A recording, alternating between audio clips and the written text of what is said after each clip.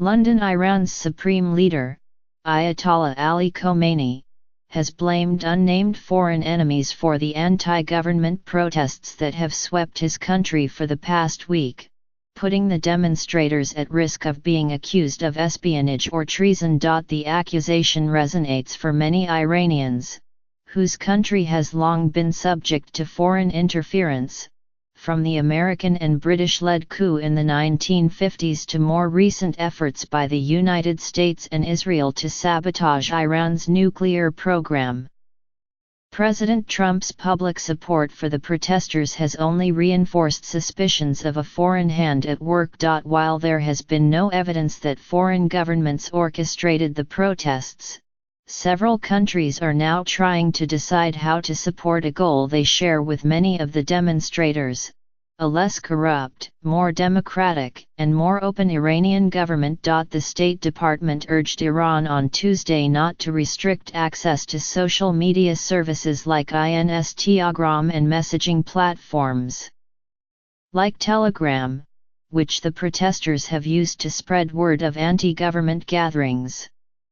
It even encouraged Iranians to use virtual private networks to sidestep government censorship, advice Iranians see as interference. Diplomats and analysts said discussions were underway in the capitals of Britain, Israel, and other countries on whether or how to support the demonstrators. American intelligence officials and Iran watchers say the protests appear to have started organically. The demonstrations, which are widespread and amorphous, do not match the playbook that Western intelligence agencies have used to mount covert operations in Iran, namely, sustained resource-intense operations that focus on the narrowly defined and measurable goal of sabotaging the alleged nuclear weapons program, they say. For now, they say, the evidence points to one catalyst of the unrest: widespread discontent with the government. You don't need Americans or Israeli or British intelligence to convince people in Iran that there is a small ruling elite that is controlling the country's economy and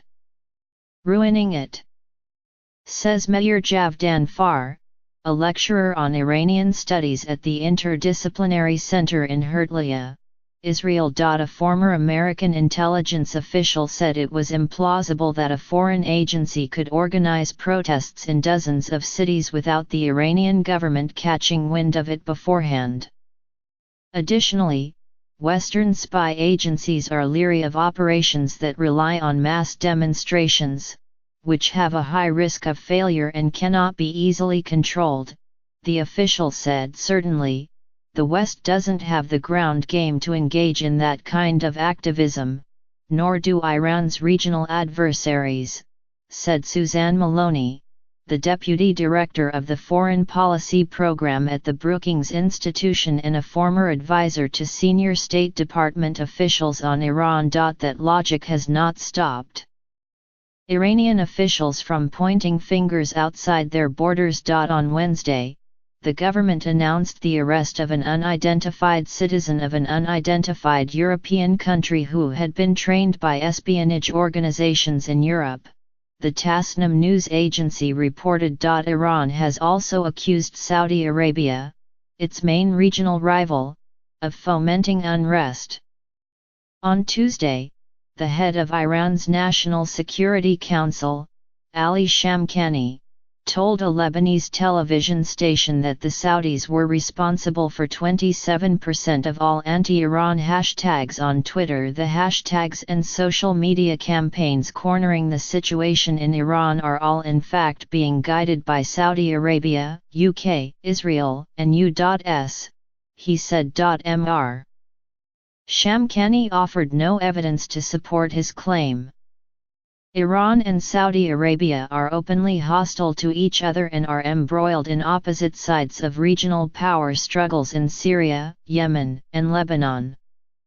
Saudi Arabia has leveled similar accusations against Iran, accusing its Shiite Muslim government of stirring up Shiite dissidents in Sunni Muslim-governed Bahrain and in eastern Saudi Arabia. An American intelligence official disputed the Iranian claim of a Saudi hand in the protests, saying that it would be difficult for the Saudis, or their allies in the United Arab Emirates, to organize an uprising in Iran. Neither Arab country has a coterie of Persian speakers, links to a proxy opposition force, or the depth of personnel needed for such an operation, the official said, speaking on condition of anonymity. Once protests begin, however, any number of countries could try to funnel aid to the protesters. Iranian fears of foreign intervention run deep, as far back as to Alexander the Great, who conquered what was then the Persian Empire around 330 BC. Modern Iran's security establishment has long held that the biggest threats to the country come from abroad. The belief that the United States wants a change in government is axiomatic.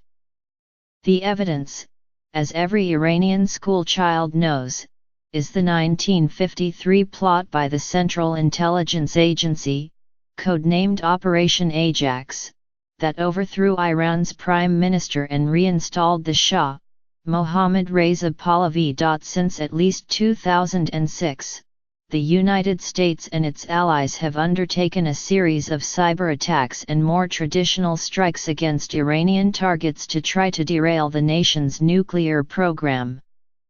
The American operations, codenamed Olympic Games and Nitro Zeus, succeeded in taking offline hundreds of Iranian centrifuges needed to purify uranium. In 2012, Iran's most senior atomic energy official, Feridun Abbasi, said separate explosions, which he attributed to sabotage, had targeted power supplies to the country's two main uranium enrichment facilities. Mr. Abbasi himself narrowly escaped what Iranian officials described as a foreign assassination attempt in 2010 when unidentified motorcyclists riding through downtown Tehran attached a bomb to his car. The attackers killed one scientist, a project manager for the country's atomic energy organization, Iran's nuclear chief said at the time. Mr. Abbasi and his wife were wounded. Iran blamed the United States and Israel for those attacks.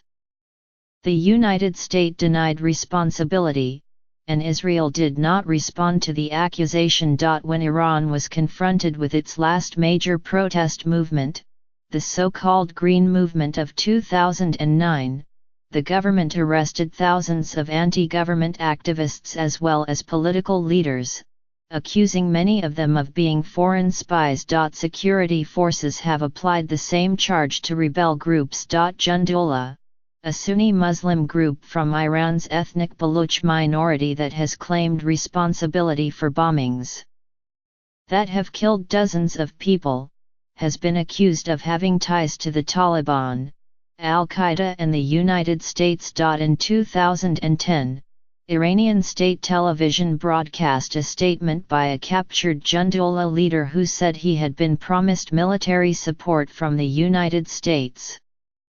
The American government has denied having links with the group. The Iranian opposition group Mujahideen Khalq, known as the MEK, leveraged its relationship with several former high-ranking Americans such as R. James Woolsey and Porter J. Goss, former CIA directors, Louis J. Freeh, the former FBI director, to help overturn its listing by the State Department as a terrorist organization. Other American officials have called for Washington to support the group. Such statements fan the suspicion in Iran that any foreigner may be a spy. Dual nationals in particular have traveled to Iran to visit family members, conduct academic research or expand their businesses only to end up in jail on espionage charges. In 2017, Siamak Namazi, an oil executive, and his octogenarian Iranian-American father, Bakr, lost their appeal of a conviction for collaborating with enemy states. A Chinese-American student from Princeton University, Zhao Wang, was arrested in 2016 and charged with collaborating with foreign governments, a charge he denies. Whether or not there is any truth to the charges, the consequences are quite real. Omid Memarian, an Iranian political analyst based in New York, says that labeling the protesters as foreign agitators and spies serves as a warning to the working class and rural citizens who make up a large proportion of the demonstrators. It sends the signal that it will be very costly for you to join, he said. It could mean years of prison, or worse. But it is naive to put the blame on outside enemies, he added. The grievances are real. The protests are real. It shows that people have little left to lose.